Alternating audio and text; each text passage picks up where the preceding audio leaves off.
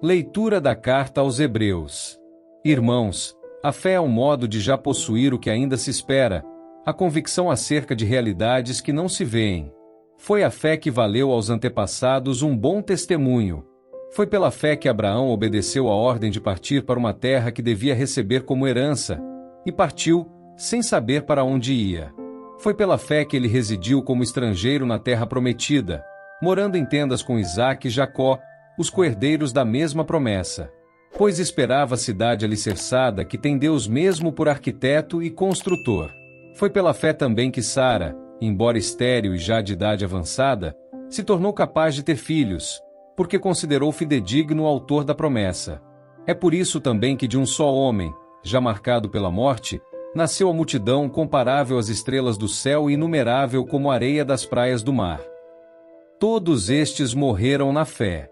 Não receberam a realização da promessa, mas a puderam ver e saudar de longe e se declararam estrangeiros e migrantes nesta terra.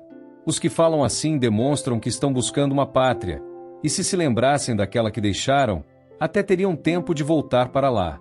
Mas agora, eles desejam uma pátria melhor, isto é, a pátria celeste. Por isto, Deus não se envergonha deles, ao ser chamado seu Deus, pois preparou mesmo uma cidade para eles. Foi pela fé que Abraão, posto à prova, ofereceu Isaque. Ele, o depositário da promessa, sacrificava o seu filho único, do qual havia sido dito: é em Isaque que uma descendência levará o teu nome. Ele estava convencido de que Deus tem poder até de ressuscitar os mortos, e assim recuperou o filho, o que é também um símbolo. Palavra do Senhor. Graças a Deus.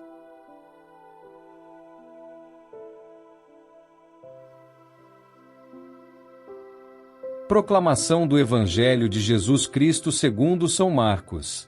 Glória a vós, Senhor. Naquele dia, ao cair da tarde, Jesus disse a seus discípulos: vamos para outra margem. Eles despediram a multidão e levaram Jesus consigo, assim como estava na barca. Havia ainda outras barcas com ele. Começou a soprar uma ventania muito forte e as ondas se lançavam dentro da barca, de modo que a barca já começava a se encher. Jesus estava na parte de trás, dormindo sobre um travesseiro. Os discípulos o acordaram e disseram: Mestre, estamos perecendo e tu não te importas? Ele se levantou e ordenou ao vento e ao mar: Silêncio! Cala-te! O vento cessou e houve uma grande calmaria. Então Jesus perguntou aos discípulos: Por que sois tão medrosos? Ainda não tendes fé? Eles sentiram um grande medo e diziam uns aos outros: Quem é este, a quem até o vento e o mar obedecem? Palavra da salvação. Glória a vós, Senhor.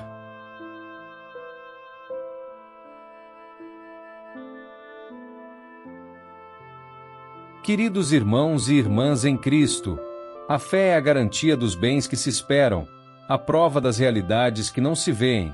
Com estas palavras profundas, o autor da carta aos Hebreus nos introduz a uma das mais belas reflexões sobre a fé em toda a Escritura. E que providencial é termos esta leitura pairede com o Evangelho de Marcos, onde vemos a fé sendo testada em meio à tempestade. Pensem por um momento em Abraão, nossa referência de fé. O texto nos diz que ele partiu sem saber para onde ia. Que extraordinária demonstração de confiança!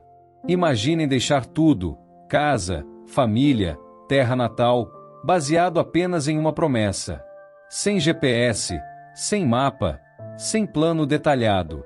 Apenas a voz de Deus e a decisão de segui-la. E não foi apenas uma vez que Abraão demonstrou tal fé. Quando Deus prometeu um filho, mesmo que ele e Sara fossem muito idosos, Abraão acreditou. Quando foi pedido para sacrificar este mesmo filho da promessa, Abraão obedeceu, pensando que Deus tem poder até de ressuscitar os mortos. Esta é a fé que move montanhas, que transforma impossibilidades em realidade. Agora, voltemos nosso olhar para o Evangelho. Os discípulos estão com Jesus no barco quando uma tempestade violenta se levanta. As ondas batem contra a embarcação, o vento uiva, a água começa a entrar. E onde está Jesus? Dormindo tranquilamente na popa. A reação dos discípulos é tão humana, tão parecida com a nossa. Mestre, não te importas que pereçamos? Quantas vezes, em meio às tempestades de nossas vidas, não fizemos a mesma pergunta? Senhor, onde estás? Não vês que estou afundando? Jesus se levanta, repreende o vento e ordena ao mar: cala-te, aquieta-te. E imediatamente faz-se uma grande calmaria. Mas então vem a pergunta que penetra fundo em nossos corações: por que sois tão medrosos? Ainda não tendes fé? Esta narrativa estabelece uma ponte perfeita com nossa primeira leitura. A fé de Abraão e a falta de fé dos discípulos nos mostram dois lados da mesma moeda. Ambas as histórias falam sobre confiar em Deus quando tudo parece perdido, quando o caminho à frente parece impossível. Mas o que é realmente a fé? Não é uma negação da realidade ou uma fuga do medo. Os discípulos não estavam errados em reconhecer o perigo da tempestade. Ela era real. Abraão não estava errado em ver a impossibilidade biológica de ter um filho em idade avançada. Era um fato. A fé não nega estas realidades. Elas transcende. A fé é a capacidade de ver além das circunstâncias visíveis e confiar no caráter e no poder de Deus. É saber que, mesmo quando não podemos ver o caminho à frente, Deus pode. É confiar que, mesmo quando tudo parece estar desmoronando, Deus ainda está no controle. Em nossas próprias vidas, enfrentamos tempestades de vários tipos: problemas de saúde, dificuldades financeiras, relacionamentos quebrados, perdas dolorosas. Como os discípulos, podemos nos sentir à mercê das ondas, prestes a afundar. Como Abraão, podemos ser chamados a caminhar em direção ao desconhecido.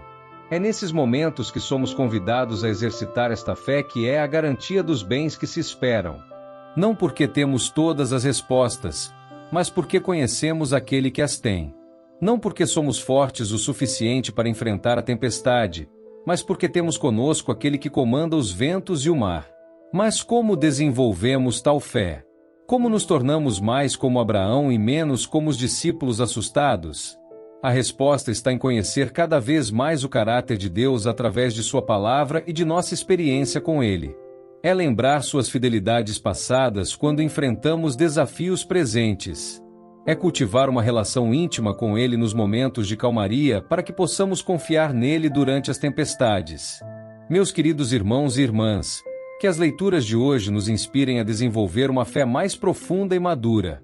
Que possamos, como Abraão, dar passos de obediência mesmo quando o caminho não está claro. E que possamos, em meio às tempestades da vida, lembrar que aquele que acalma os ventos e o mar está no barco conosco. Que o Senhor nos dê a graça de crescer em fé, confiando não em nossas próprias forças ou entendimento, mas em seu poder infinito e amor infalível. E que possamos ser testemunhas vivas de que a fé, mesmo do tamanho de um grão de mostarda, pode mover montanhas e acalmar tempestades. Que a paz de Cristo esteja com todos vocês. Amém.